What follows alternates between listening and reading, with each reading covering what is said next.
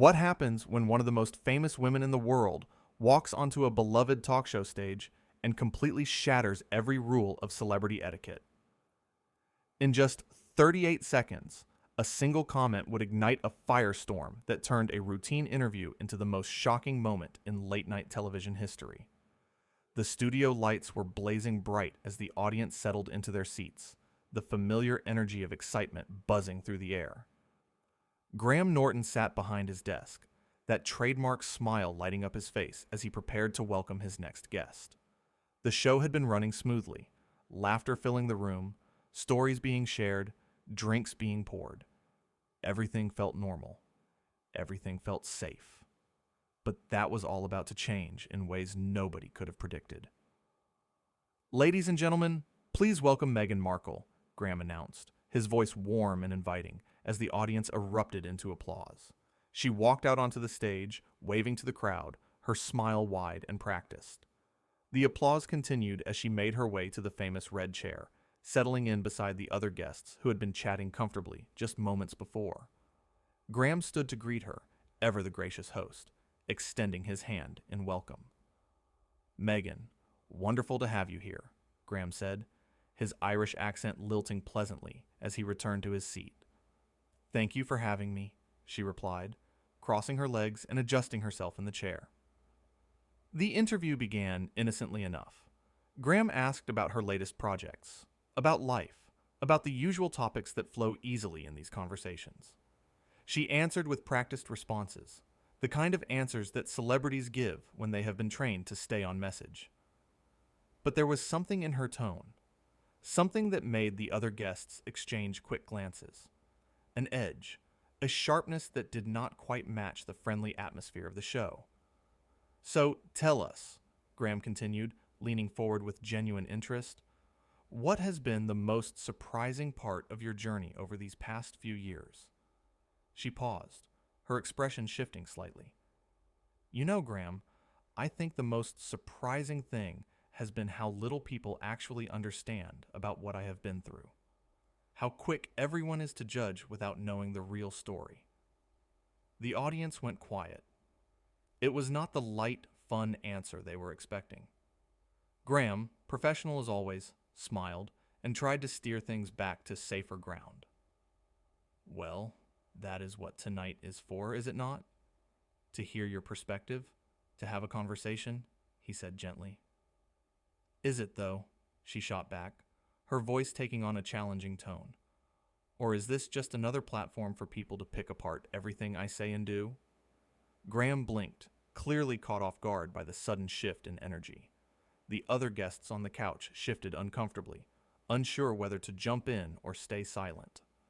"I can assure you, Meghan, this is a safe space for conversation.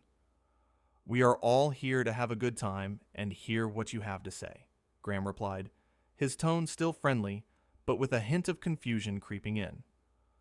"A safe space," she repeated, almost laughing. "That is rich coming from someone who makes a living off of getting celebrities to spill their secrets on national television." The audience gasped audibly. This was not playful banter. This was something else entirely. Graham sat back in his chair, his smile faltering for the first time. "I think perhaps we have gotten off on the wrong foot here," he said carefully, trying to diffuse the situation. "Why do we not talk about your upcoming project? I hear you have been working on something quite exciting." "Why do we not talk about why you invited me here in the first place?" she countered, her voice rising slightly. "Was it because you genuinely care about what I have to say, or was it because my name brings ratings?" Graham took a deep breath, maintaining his composure even as the tension in the studio became thick enough to cut.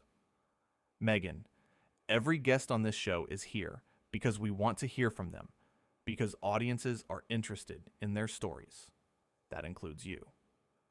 "Interested in my story, or interested in tearing me down?" she pressed, leaning forward now, her eyes fixed on Graham. "Because I have had enough of people pretending to be supportive while secretly waiting for me to fail." One of the other guests, a well-known actor who had been quietly watching the exchange, finally spoke up. "I think maybe we all just need to take a breath here." I do not need you to tell me to take a breath, she snapped, turning her attention to the other guest. I am perfectly capable of handling myself. Graham raised his hands gently, trying to regain control of his own show. Meghan, I understand that you might be feeling defensive, but I promise you, that is not what this is about.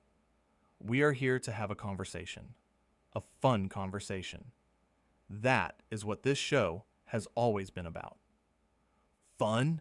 She said, her voice dripping with sarcasm. You want to have fun while people like me are constantly being attacked, constantly being misrepresented, constantly being made to feel like we do not deserve basic human dignity? Nobody is attacking you here, Graham said firmly, his patience clearly being tested now. But if you came on this show looking for a fight, then perhaps you have misunderstood what we do here. The words hung in the air like a challenge. The audience was completely silent now, watching this unbelievable confrontation unfold before their eyes. This was not the Graham Norton show they knew. This was something entirely different. Are you saying I am the problem? She asked, her voice going dangerously quiet. I am saying that every other guest who sits in that chair manages to have a pleasant conversation without turning it into a confrontation, Graham replied, his Irish lilt becoming more pronounced as his frustration grew. I have interviewed thousands of people on this show, Meghan. Thousands. And not once have I had someone come on and immediately treat me and my audience with such hostility. Hostility? She repeated, standing up now from the red chair. You think I am being hostile? You have no idea what hostile looks like. You sit here in your comfortable studio, playing nice with celebrities, pretending like the world is all sunshine and rainbows, while people like me are dealing with real issues. Real pain, real struggles. Graham stood as well, his tall frame towering slightly as he faced her directly. Meghan, I have been nothing but respectful to you from the moment you walked through that door. I welcomed you warmly. I asked you thoughtful questions, and I tried to create a space where you could share whatever you wanted to share. But instead, you have come out here with an agenda, looking to pick a fight with someone who has done nothing to deserve it. You want to know what you have done? She said, her voice getting louder now. You represent everything that is wrong with this industry. You sit here, making jokes, getting people drunk, encouraging them to say things they might regret, all for the sake of entertainment. You profit off of other people's vulnerability. The other guests looked absolutely stunned. One of them stood up, clearly uncomfortable with where this was heading. That is completely unfair, Graham said, his voice firm but controlled. This show has always been about celebrating people, about giving them a platform to connect with audiences in a genuine way. If you cannot see that, if you cannot appreciate that, then perhaps you should not have agreed to come on in the first place. Maybe you are right, she said coldly. Maybe I should not have come on. Maybe I should have known better than to expect anything different from someone like you. Someone like me? Graham repeated, his eyebrows raising. And what exactly does that mean? It means someone who pretends to be everyone's friend, but is really just looking for the next soundbite, the next viral moment, the next scandal to boost your ratings, she said, grabbing her purse from beside the chair. Graham shook his head slowly, his disappointment evident on his face. In all my years of doing this show, I have never, and I mean never, had someone so thoroughly misunderstand what we are trying to do here. This is not about scandal. This is not about tearing people down. This is about celebrating talent, sharing stories, and having a good time. But clearly, you are not interested in any of that. You are absolutely right, she said, slinging her purse over her shoulder. I am not interested in playing your game, in pretending like everything is perfect when it is not, in smiling and nodding while you subtly undermine everything I stand for. I have not undermined anything, Graham said, his voice rising now for the first time. You walked onto this stage already angry, already defensive, already looking for reasons to be offended. I have treated you with nothing but kindness and respect, and you have thrown it back in my face." The audience sat in shocked silence, unable to believe what they were witnessing. This was not scripted. This was not planned. This was a genuine meltdown happening in real time. "Kindness? Respect?" She laughed bitterly. "You do not know the meaning of those words. You sit here in your position of privilege, judging people, deciding who deserves your approval and who does not." "I am not judging anyone," Graham said, his voice steady despite the chaos. "But I am asking you to either sit down and have a civil conversation or leave. Those are your options." She stared at him for a long moment, her chest rising and falling with emotion. "You know what? I will make it easy for you. I am done here. I am done with this show. I am done with this conversation. And I am done with people like you who think you can treat me like I am just another celebrity to be paraded around for your amusement." "Meghan," Graham said, his tone softening slightly, trying one last time to salvage the situation. "You are making a mistake. You are letting your emotions get the better of you. Please, just sit down, take a breath, and let us start over." "I do not want to start over," she said firmly. "I want to leave. I want to get as far away from this toxic environment as possible." Graham sighed deeply, running a hand through his hair. "If that is what you want, then nobody is going to stop you. But know this. You came onto this show as a guest, as someone we were excited to talk to, and you have turned it into something ugly. That is your choice, not mine." "Typical," she muttered, turning toward the exit. "Blame the woman. Make it her fault. I should have expected nothing less." "This has nothing to do with you being a woman," Graham called after her, his voice echoing through the studio.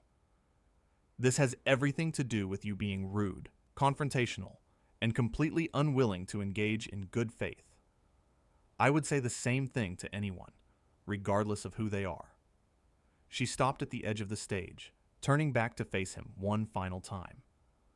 "You can tell yourself whatever you need to tell yourself, Graham. But deep down, you know exactly what this is about.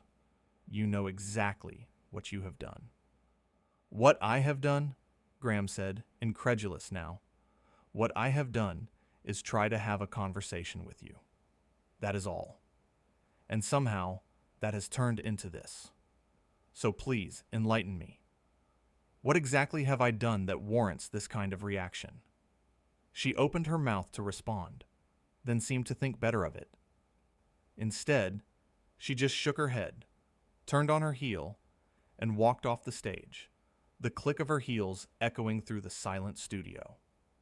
Graham stood there for a moment, watching her disappear into the wings. The audience did not know whether to applaud, to gasp, or to sit in stunned silence. They chose silence. Finally, Graham turned back to face the camera, his expression a mixture of shock, frustration, and disbelief. He took a deep breath, composing himself before speaking. "Well," he said, his voice somewhat shaky, "that was certainly unexpected. I want to apologize to everyone watching at home and everyone here in the studio. That is not the kind of show we run here. That is not the energy we try to create. I genuinely do not know what just happened, but I want you all to know that we did everything we could to make our guest feel welcome and comfortable." The other guests, still sitting awkwardly on the couch, nodded in agreement. One of them reached over and patted Graham on the shoulder in a gesture of support. "Are you okay?" the actor asked quietly.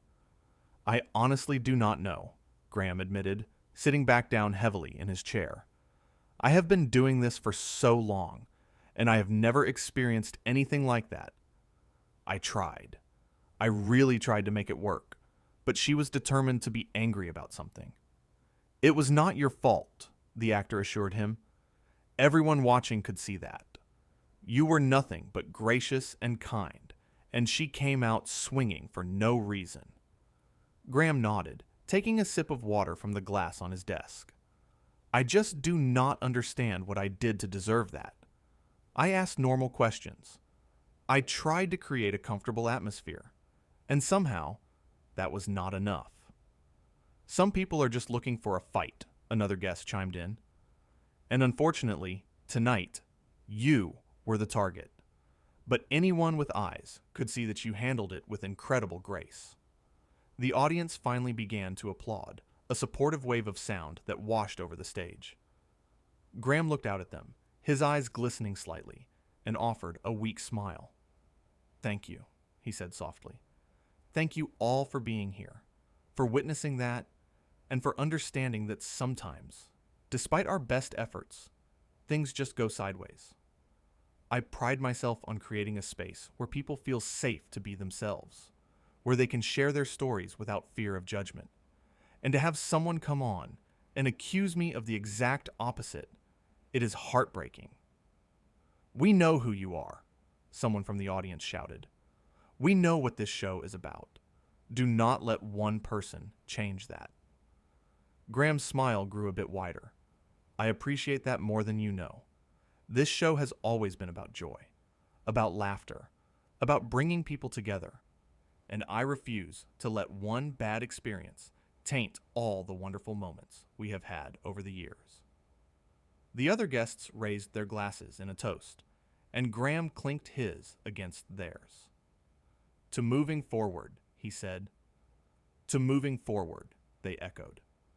As the show continued, attempting to regain some sense of normalcy, the energy in the room remained strange and unsettled. The audience tried to laugh at the jokes, tried to engage with the remaining guests, but everyone's mind kept drifting back to what had just occurred. It was impossible to ignore, impossible to forget. Graham, to his credit, pushed through like the professional he was. He asked questions. He told stories. He did everything in his power to salvage the rest of the show. But there was a sadness in his eyes that had not been there before, a weariness that came from being attacked so viciously and so publicly. During a commercial break, one of the producers rushed over to check on him. "Are you sure you want to continue?" they asked quietly. "I have to," Graham replied. "I cannot let her win. I cannot let her turn this show into something it is not. We have an audience here. We have viewers at home, and they deserve the show they came to see." "You are amazing," the producer said, squeezing his shoulder. "Truly." When the show came back from break, Graham addressed the situation one more time. "I know we are all still processing what happened earlier, and I want to take just a moment to say this. I do not hold any ill will toward Meghan. I genuinely hope she finds peace with whatever she is struggling with. But I also want to be clear that the accusations she made about me and about this show are simply not true. We have always operated with integrity, with kindness, and with a genuine desire to celebrate the people who grace this stage. That has not changed, and it will not change." The audience applauded again, louder this time, their support for Graham evident and unwavering. "Now," Graham continued, his smile returning bit by bit, "let us get back to what we do best. Let us have some fun, share some laughs, and remind ourselves why we all love doing this in the first place." And with that, the show continued. The remaining guests told their stories, the audience laughed, and slowly but surely, the atmosphere began to lighten. But nobody in that studio would ever forget what had transpired. Nobody would forget the shocking confrontation that had unfolded on that stage. And nobody would forget how Graham Norton, a man known for his warmth and generosity, had stood his ground with dignity and grace in the face of unwarranted hostility. The cameras captured every moment, every expression, every word. And as the show finally drew to a close, Graham signed off with his usual charm, thanking his guests and his audience, wishing everyone a wonderful evening. But those who knew him well could see the toll the experience had taken, could see the hurt hidden behind the professional smile. As the studio lights dimmed and the audience filed out, Graham remained seated at his desk, staring out at the empty chairs where moments ago such chaos had erupted. He thought about all the wonderful conversations he had had over the years, all the laughter and joy that had filled this space, and he refused to let one bitter encounter overshadow all of that. "Are you coming?" one of his colleagues asked from the wings. Graham nodded, standing slowly and straightening his jacket.